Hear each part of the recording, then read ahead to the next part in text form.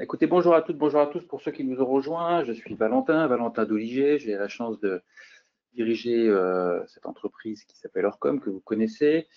Et donc, nous allons passer ensemble, environ 45 minutes, donc une séquence dédiée à une question essentielle, une question fondamentale qui nous réunit aujourd'hui, c'est la durabilité est-elle toujours un levier de performance pour les organisations? Alors, pour répondre à cette question, j'ai la chance et le plaisir d'accueillir Alizé et Jérôme qui vont se présenter. Bonjour à tous, moi c'est Alizé, expert comptable commissaire aux comptes et je me suis du coup spécialisée dans l'accompagnement extra-financier des clients d'Orcom. Donc j'ai plusieurs missions dans toute la France. Bonjour, d'abord je suis ravi d'être parmi vous aujourd'hui et merci à Orcom de m'avoir invité. Donc Jérôme Verdiel, je suis le dirigeant de la société ABCSR, qui édite un logiciel qui permet donc à des sociétés comme Orcom de vous accompagner dans votre démarche RSE. Eh bien, écoutez, merci encore à tous les deux d'être avec nous. Allez, je lance le partage de mon écran en espérant que vous voyez le bon, mais normalement c'est le cas. Voilà, donc pour parler durabilité, parler responsabilité sociétale des organisations, allez, je vous livre quelques mots introductifs avant de se lancer dans le vif du sujet pour peut-être revenir sur ce qui constitue pour nous déjà les premiers éléments de réponse par rapport à ce questionnement-là. Évidemment, impulsé par la contrainte et cette directive européenne, cette fameuse directive CSRD sur laquelle on reviendra avec Alizé, il y a eu démarche, en tout cas une attente de ce qu'on appelle dans le langage, dans le vocabulaire de la RSE, une attente des parties prenantes, donc de toutes les personnes qui interagissent finalement avec les organisations, qui est réelle, qui grandit.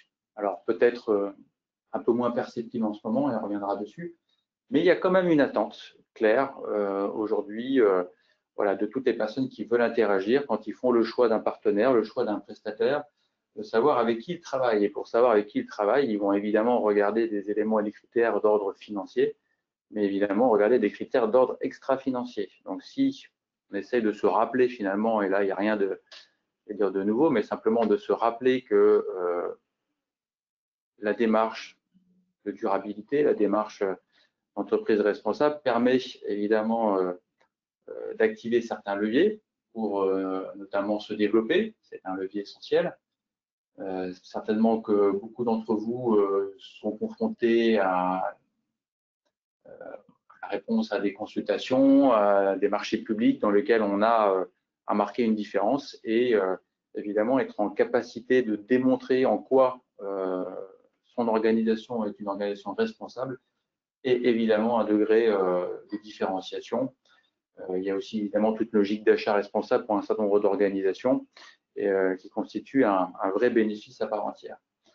L'attractivité constitue aussi un sujet à enjeu pour toutes les organisations, le recrutement, la fidélisation, donc être en capacité finalement d'être de pouvoir parler, de pouvoir communiquer sur ces engagements, c'est évidemment quelque chose d'essentiel et donc ça nécessite en amont de les avoir modélisés. Le côté financement, évidemment, là aussi on voit qu'un certain nombre de partenaires bancaires ou d'organisations qui attribuent des subventions ou différentes aides, évidemment, vont avoir une motivation, une ambition de flécher ces financements, ces aides vers des organisations qui présentent des engagements et qui sont là aussi en capacité de les reporter et de les modéliser. Et enfin, et on reviendra là-dessus tout au long de cette présentation, il y a évidemment un bénéfice, alors certainement peut-être moins facile à mesurer ou en tout cas à quantifier à très court terme, mais c'est évidemment de sécuriser son business model, son modèle d'affaires, son modèle d'organisation, son modèle d'entreprise sur un horizon qui est beaucoup plus long en interrogeant finalement ce modèle-là à travers des concepts, des préceptes qu'on a appris à à travailler, et notamment dans le cadre de la directive CSRD, je parle de la chaîne de valeur ou encore de la double matérialité qui finalement nous invite à appréhender nos impacts à travers évidemment la logique financière, mais aussi d'autres logiques qui sont beaucoup plus globales et beaucoup plus impactantes.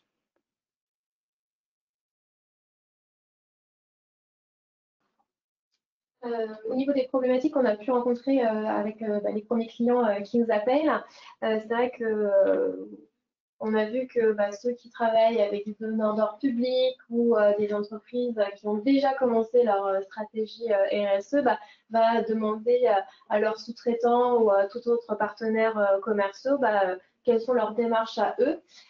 Donc là, c'est vrai qu'il faut commencer à se dire comment je réponds à ce genre de questions.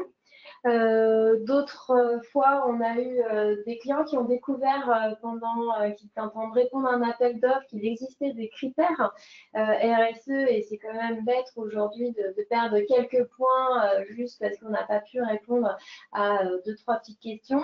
On a eu le cas où nous, un client a appelé, en 3 jours de temps, grâce au fait qu'on soit expert comptable et qu'on a entre nous déjà les données financières et sociales, on a pu lui apporter des calculs de ratio et pour qu'il puisse répondre assez rapidement dans un délai court à son appel d'offres. Mais derrière, on lui a dit qu'il fallait quand même engager toute sa démarche pour que derrière, il puisse avoir un livrable qui puisse communiquer assez facilement.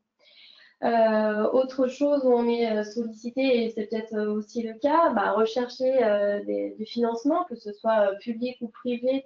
Il faut savoir répondre aussi aux questions. On a eu le cas où des fois le banquier peut faire attention aux petites questions qu'il peut vous poser, toutes bêtes. Quelle est votre démarche RSE? Est-ce que vous avez des documents à me transmettre? Et le fait de dire je ne sais pas peut vous faire perdre malheureusement un financement, parce que la banque, elle a des réponses à des critères, à des commissions, et donc là, il peut vous dire non, on ne vous financera pas, notamment à cause du fait que vous avez répondu je ne sais pas ce que je fais en termes de démarche RSE. Alors, il y a l'accès au financement, mais il y a aussi même le coût du financement qui peut aussi dépendre évidemment de certains critères. Voilà, et évidemment, bien comprendre aussi que les établissements bancaires ont une incitation économique évidemment à flécher leur financement, puisque leur propre notation, leurs propres critères de mesure de leur engagement RSE dépend aussi évidemment des financements qui sont fléchés. Donc on comprend qu'il y a aussi évidemment à la fin au client final qui sont donc les organisations financées, il y a cet intérêt évidemment à aller vers des activités vertueuses.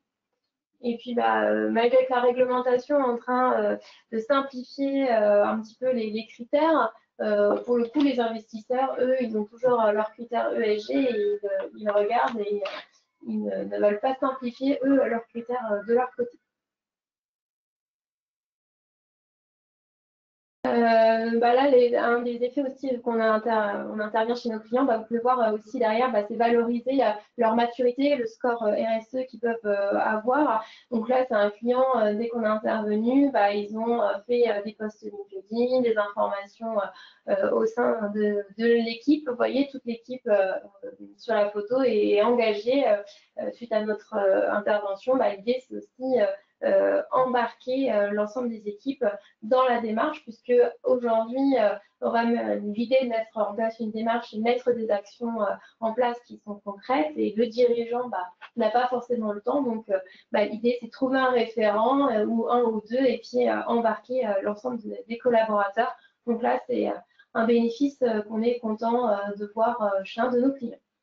Donc là, on est vraiment sur le levier de la fidélisation, finalement, d'essayer de se rejoindre, d'être sur une action collective qui finalement fédère au sein de l'organisation, puisque en impliquant l'ensemble des parties prenantes collaborateurs, c'est-à-dire en interne, voilà, on peut évidemment en faire un sujet de motivation, un sujet où on se retrouve, où finalement on se projette sur des choses différentes et souvent très positives. Tout ce qui est extra-financier, c'est pas nouveau. Nous, ça fait maintenant 2 ans qu'on accompagne nos clients sur la construction de leur démarche. Donc au début, on était plutôt avec la norme ISO 26000, qui est une référence reconnue au niveau de l'international. c'est un référence qui amène les dirigeants à s'interroger sur les 7 domaines qui sont la gouvernance, notamment le droit humain, le travail et l'environnement. Et c'est une norme qui est assez adaptable pour toutes les entreprises de toute taille. Donc ça a été vraiment le premier référentiel qu'on a utilisé, qu'on utilise aussi toujours en fonction de la typologie de nos clients. Puis ensuite, on s'est naturellement formé à la CSRD. On a même eu notre visa de durabilité pour pouvoir certifier les futurs rapports qui vont sortir. Et puis en février 2025, il y a eu l'omnibus qui est arrivé. Et là, ça a revu les seuils, le calendrier. Mais pour autant, ça a mis en avant la VSME qui est quand même plus accessible et qu'on propose aujourd'hui d'accompagner nos clients sur cette nouvelle méthodologie. Donc là, effectivement, à l'écran, vous avez donc le calendrier initial. Donc les entreprises, ça s'est allé entre 2025, 2026, 2027. Aujourd'hui, les grands comptes ont publié leur premier rapport. Et puis, bon, là, aujourd'hui, on va peut-être pas vous donner des seuils puisque à mi-octobre, on voyait la Commission européenne reparler de seuils de 1000 salariés, 450 millions de chiffre d'affaires. Bon, il y a quelques jours, les députés européens ont rejeté cette proposition. Donc, nous, on va plutôt s'intéresser au calendrier qui est à votre droite. Parce que là, en disant, au final, vous n'êtes peut-être pas soumis à la CSRD, mais on est tous concernés aujourd'hui par la VSME. Donc, autant commencer par quelque chose de plus accessible. Alors, c'est vrai que ce contexte normatif, finalement, et réglementaire, vous comprenez qu'il est particulièrement mouvant. On a eu une démarche forcée avec un cadre, celui de la CSRD, qui était très complexe, et on y reviendra pour vous donner des éléments quantifiés. Ce cadre, il a été jugé difficilement accessible, voire inaccessible pour un certain nombre d'organisations, et c'est notamment ce qui a conduit, en tout cas, à cette situation et donc à ce paquet de loi omnibus qui est donc venu geler finalement l'effet de cette directive et dont la trajectoire est plutôt un relèvement des seuils, effectivement, avec ces débats qui ont lieu en cours, et on voit qu'effectivement la trajectoire n'est pas évidente puisque on sait que les seuils seraient rehaussés de façon certaine et puis finalement ça a été rejeté. Donc il n'est pas non plus exclu que cette directive revienne. En tout cas, en l'état actuel des choses et des textes, notre sentiment et en tout cas notre conviction par rapport à cette situation, c'est que, indépendamment de l'obligation qui est faite, on revient sur les attentes des parties prenantes, celles-ci ne vont pas diminuer. Donc, de toute façon, ce qui a été initié doit perdurer, on va même être concrétisé. Et au contraire, saisir l'opportunité finalement de ce temps qui nous est donné par ce gel de la directive CSRD en allant vers des normes, un cadre finalement qui est plus adapté, plus simple, plus accessible au plus grand nombre et qui finalement constitue quelque chose d'opérant. Donc, faire de ce report finalement une opportunité pour transformer et concrétiser une démarche que beaucoup d'entre vous ont déjà initiée et finalement un petit peu mis de côté suite à ces annonces qui maintenant remontent à février. Donc, ça fait 6 mois. Évidemment que le contexte est loin d'être simple, mais les sujets qui sont travaillés à travers la durabilité sont nécessairement des sujets vertueux, des sujets positifs, des sujets qui nous transportent vers des horizons plus éclairés. Alors, la VSME, Alizée, ça consiste en quoi? La VSME, il y a déjà 2 modules qui sont possibles. Un module de base où on va être plus sur des données quantitatives et après le modèle narratif. Après, ce qu'il faut se dire, c'est se lancer, ça va être aussi permettre de vous organiser et préparer la gestion de données extra-financières. Parce que les entreprises aujourd'hui, vous avez l'habitude de nous communiquer toutes les données financières. Or, les données qui peuvent être attendues dans cette VSME, qui peuvent être la consommation d'énergie, l'émission de gaz à effet de serre, la biodiversité, la gestion des déchets, ça, c'est des données qui sont peut-être pas forcément bien organisées au sein de vos différentes organisations. Donc, l'idée, c'est ce cadre VSME qui est beaucoup plus accessible et adapté aux structures, dire on y va, on voit comment on se structure en interne pour réussir à avoir les données qui sont demandées par cette VSME. Et puis si je ne les ai pas la première année, c'est pas grave. Quelle action on peut en mettre en place, quel processus je peux avoir d'ici un an pour que mon rapport soit le plus étoffé possible d'ici un an. Donc vraiment, l'idée, c'est de poursuivre vos démarches. Si vous avez déjà commencé avec la CSRD, continuez, allez-y peut-être plutôt vers une VSME si la CSRD est quand même quelque chose de plus compliqué. Et après, on vous conseille de quand même garder l'outil de l'analyse de double matérialité. Elle n'est pas obligatoire dans la VSME, mais nous, on considère quand même que c'est un outil assez stratégique, puisque derrière, vous allez pouvoir voir quels sont les impacts qu'a votre entreprise dans son environnement qui l'entoure, mais également cet environnement, comment elle peut impacter votre entreprise, et ça peut être avoir des impacts financiers vraiment nocifs d'ici moyen ou long terme. Donc, nous, cet outil-là, on trouve assez intéressant pour voir quelles sont les priorités qu'on doit donner plus tard. C'est vraiment un outil pour la direction, un outil stratégique. Donc, on vous conseille de faire cette analyse de double matérialité pour vraiment avoir un outil stratégique et puis à partir de là, vraiment décliner des plans d'action concrets pour les prochaines années. Donc, vraiment, grâce à ce rapport qui est plus accessible pour tout le monde, ça vous permettra de communiquer aux parties prenantes, comme Valentin a pu vous le dire au début, qui est quand même vraiment une attente de plusieurs personnes, plusieurs parties. Et puis, derrière, prendre conscience de vos impacts et améliorer cette performance durable de l'entreprise pour vraiment contribuer à une économie plus durable et plus inclusive dans le futur. Quand on parle de robustesse des modèles, c'est en ce moment un sujet qui revient notamment dans un contexte économique plus difficile, mais aussi parce que des ressources sont disponibles ou accessibles selon des géométries qui peuvent être assez variables, que ce soit sur des aspects géopolitiques ou financiers. L'analyse de double matérialité amène justement ce questionnement qui permet d'interroger la robustesse d'un modèle dans un avenir moyen-long terme. Voilà, c'est pour ça qu'on considère que dans la directive CSRD, évidemment, il y a de la complexité, mais il y avait aussi des innovations en termes de réflexion et celui-ci en est une illustration. Alors, une petite comparaison entre justement cette directive CSRD et donc cette norme VSME, donc volontaire.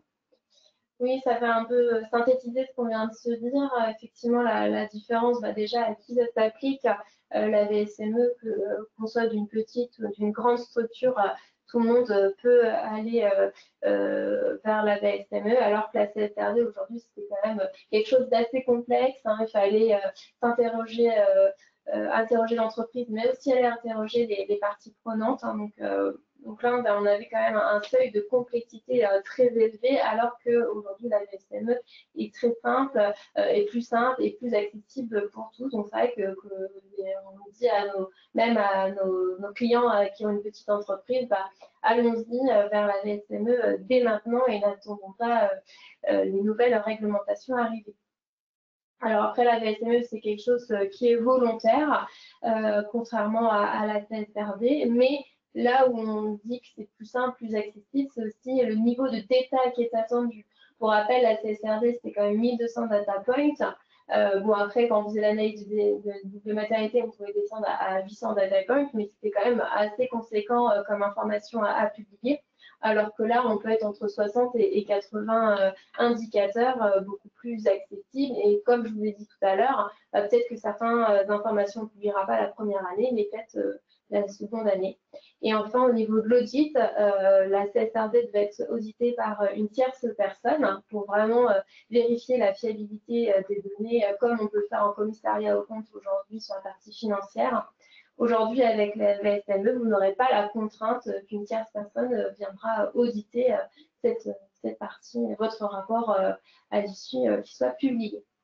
Et en termes de livrables, donc qu'est-ce qu'on produit On a un rapport et on va vous montrer un exemple tout à l'heure de rapport qui se fait assez simplement grâce à notre partenaire ABCSR. Mais c'est un rapport classique que vous pouvez faire sous format Word en présentant votre entreprise et les différents indicateurs de montée.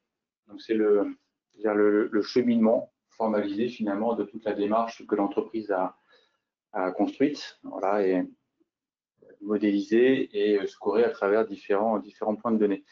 Peut-être à ce stade, quand même vous donner quelques éléments de repère au niveau coût hein, pour de mise en œuvre, puisque là on a ce petit tableau comparatif. C'est vrai que de façon empirique, on voit qu'une organisation soumise au seuil de la CSRD, ça représentait un investissement en coûts externes, mais aussi en ressources internes qui était quand même assez significatif. Alors, évidemment, donner des chiffres, c'est toujours compliqué, mais c'est vrai qu'en coûts externes, entre l'accompagnement, l'audit et souvent des coûts logiciels qui étaient loin d'être neutres compte tenu de la complexité de la solution, enfin en tout cas du rapport à produire, on était régulièrement sur des budgets qui pouvaient dépasser les 50 000 euros et souvent vite atteindre les 100 000 euros.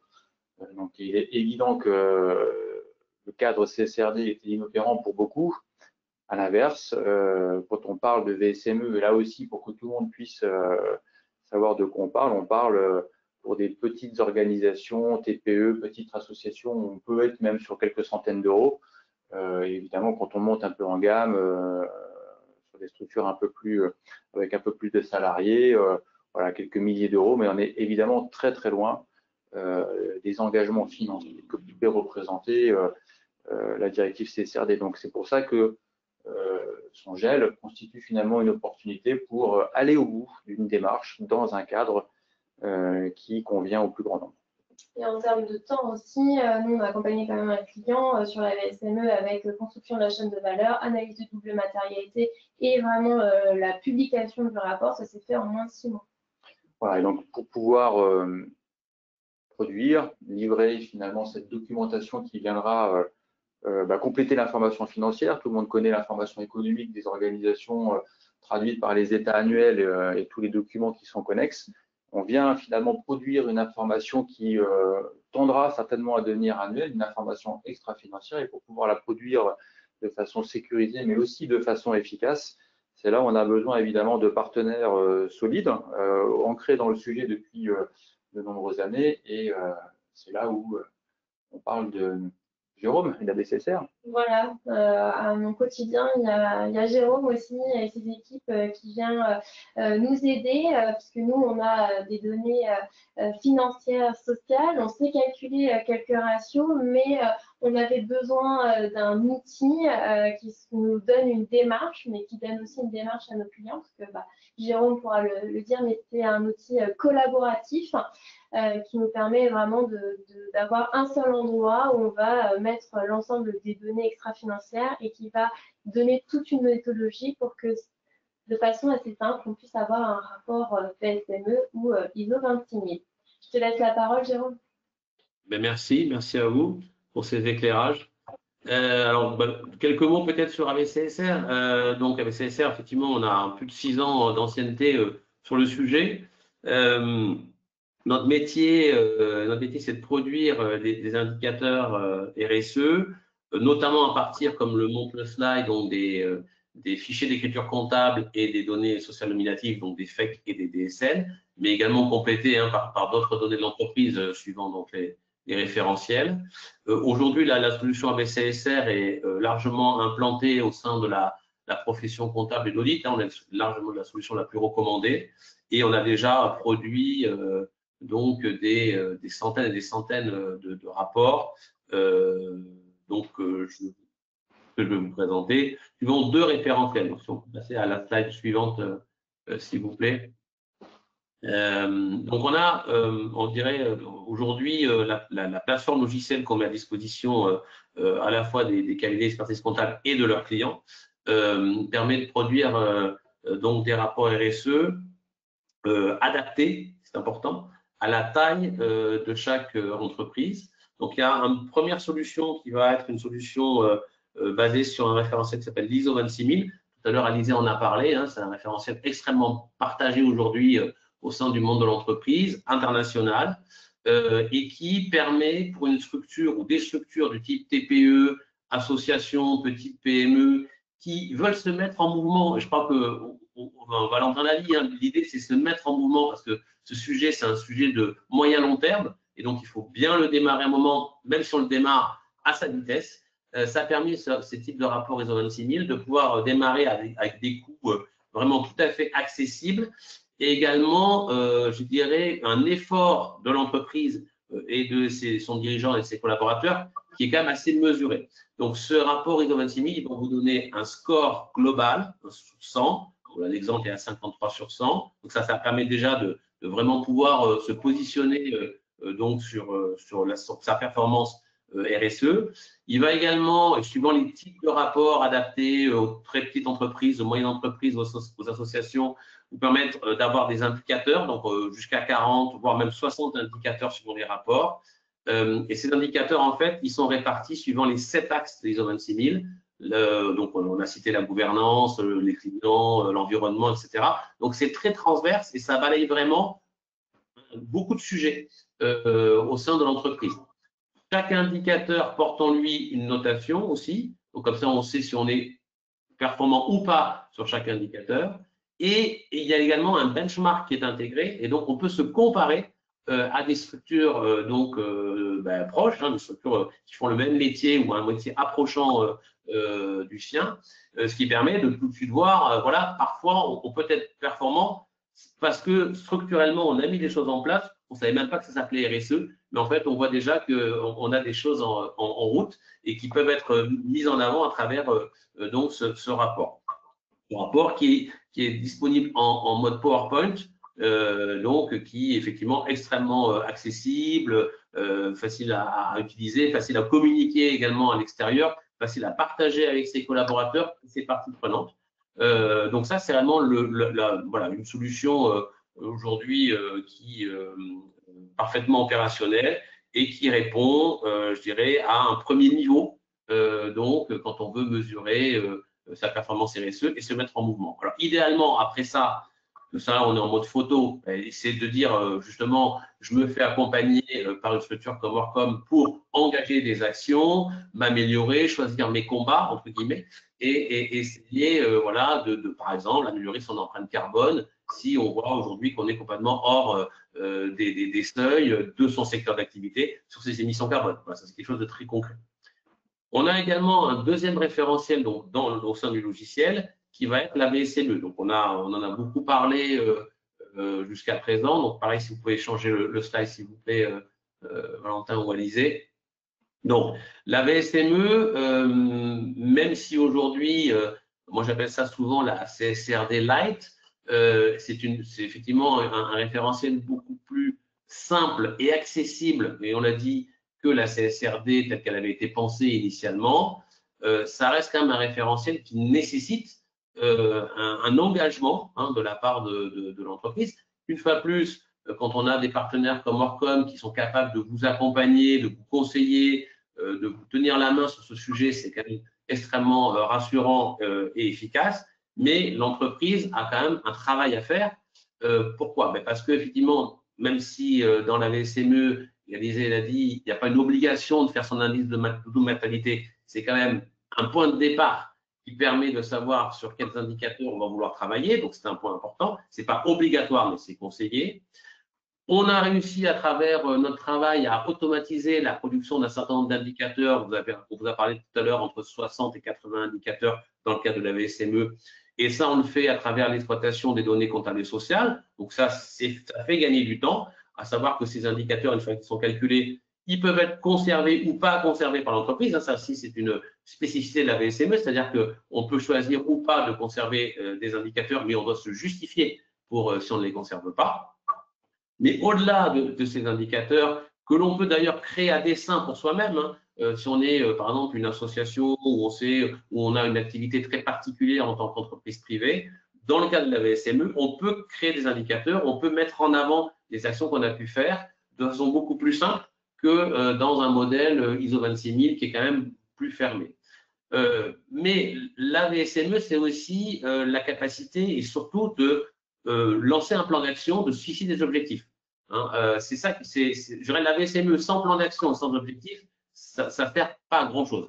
Voilà. Là, on n'est plus en mode photo, on est en mode vidéo. C'est-à-dire qu'effectivement, on part sur des constats, ok, et puis on se dit, ben, de façon quasi systématique et dans un temps très court, comment on va améliorer ces sujets. Et donc là, sur la base de notre logiciel, une fois plus des conseils que Alizé et ses équipes peuvent vous apporter, mais vous allez déterminer quels sont votre plan d'action, vous allez déterminer quels sont vos objectifs d'amélioration sur plusieurs années, et puis suivre cet avancement tout au long de l'année, par exemple, en cours. Ça veut dire que, en fait, un rapport VSME, il n'est jamais fini. Alors, quand je vous dis ça, ça peut paraître un peu désespérant, mais dans la réalité du travail, c'est un peu ça. C'est-à-dire qu'en fait, il est itératif. Vous faites des actions, vous menez à bien ces actions, vous les terminez, vous remettez à jour votre rapport, etc., etc.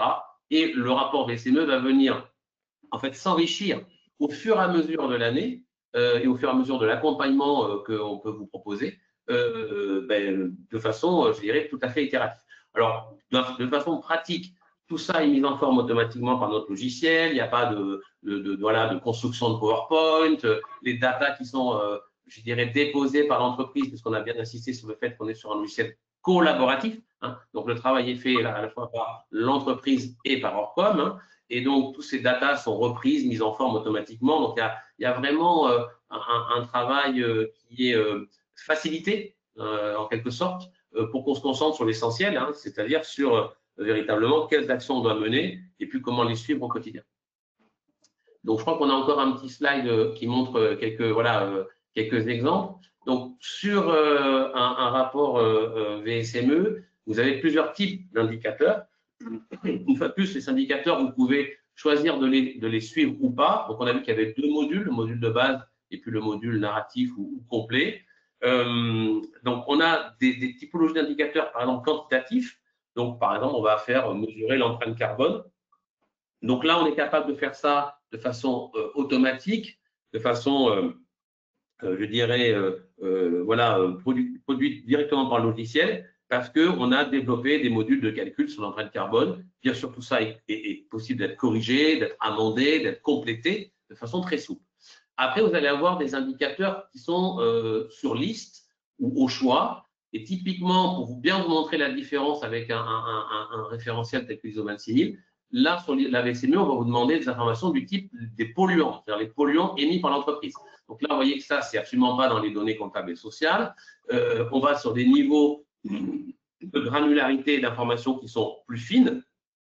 Or, comme même si le cabinet connaît très bien ses clients, ne sait pas forcément quelles sont la liste des polluants dans votre entreprise, et c'est bien normal. Donc là, vous allez intervenir et vous allez, dans une liste de polluants qui est déjà préinscrite, aller choisir ceux, effectivement, sur lesquels vous pensez que vous avez aujourd'hui des émissions de polluants ou en rajouter d'autres. C'est un exemple, mais il y a plein d'autres exemples comme ça d'indicateurs au choix sur liste déroulante sur lesquels vous allez devoir intervenir. Et puis, il y a aussi des indicateurs d'ordre géographique parce que, par exemple, on va vous demander si vous avez des sites en zone de stress hydrique ou des sites en zone Natura 2000.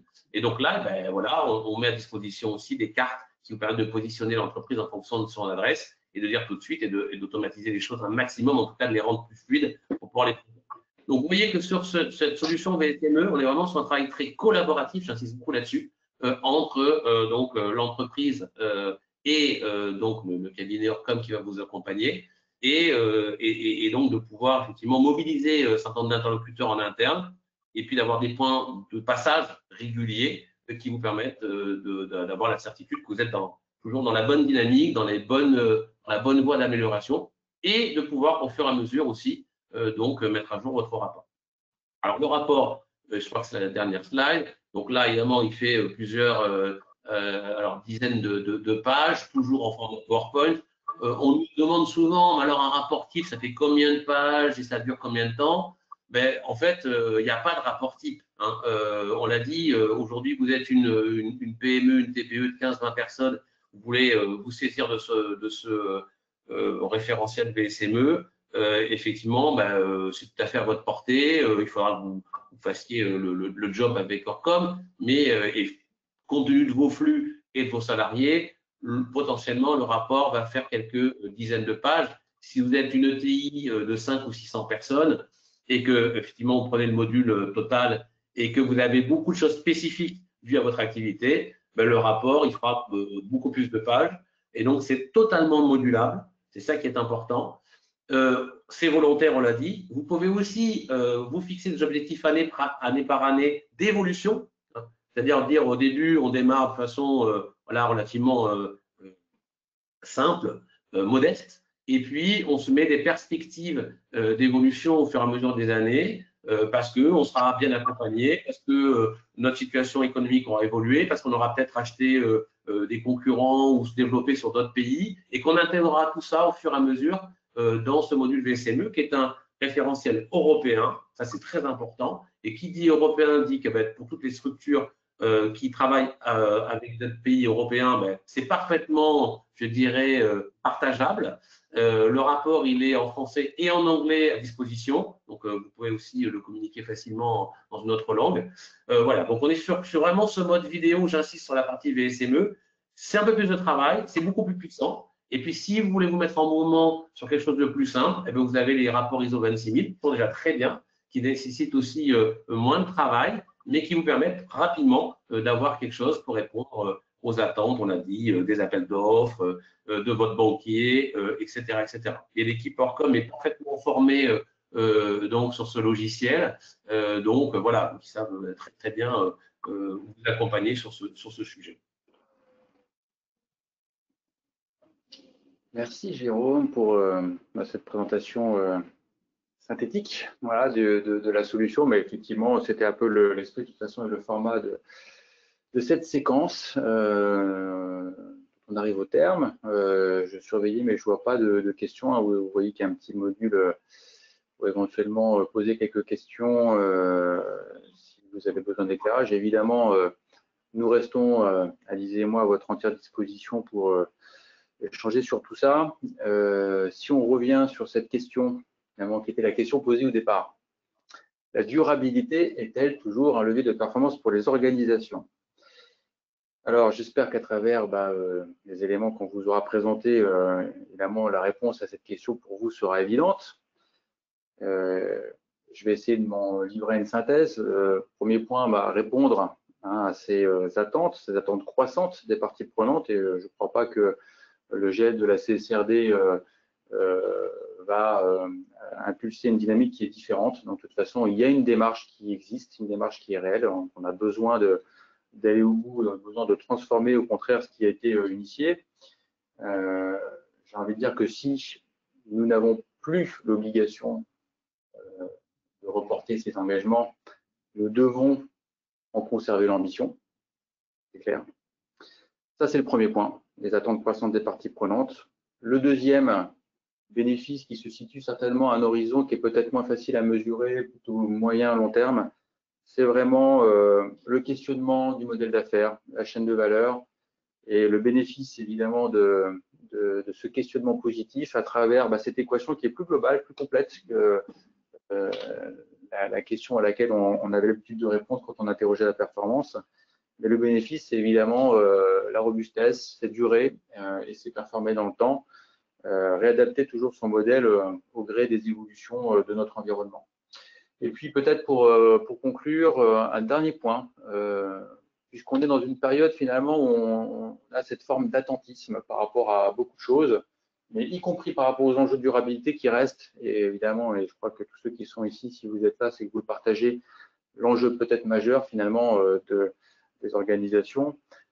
Si on ramène ça à une logique de stratégie d'organisation d'entreprise, c'est que finalement, puisqu'on est dans ce temps d'attente, moi ce que je vous propose, c'est de ne pas attendre justement et de prendre un temps d'avance par rapport à ce sujet-là qui vous donnera, puisque quand on prend un temps d'avance, souvent on prend un avantage et quand on parle d'avantage, on parle d'avantage compétitif ou d'avantage voire même concurrentiel dans certaines situations. Voilà, j'espère qu'on vous aura convaincu, en tout cas c'est nous notre conviction profonde que évidemment la durabilité, au-delà de l'enjeu majeur qu'elle représente pour notre société et notre environnement, et pour votre organisation, aussi un enjeu majeur. Merci de nous avoir écoutés et à votre disposition évidemment pour poursuivre ces échanges. Merci Alizé, merci Jérôme. Merci à Bonne vous. journée. Bonne journée à Merci. vous.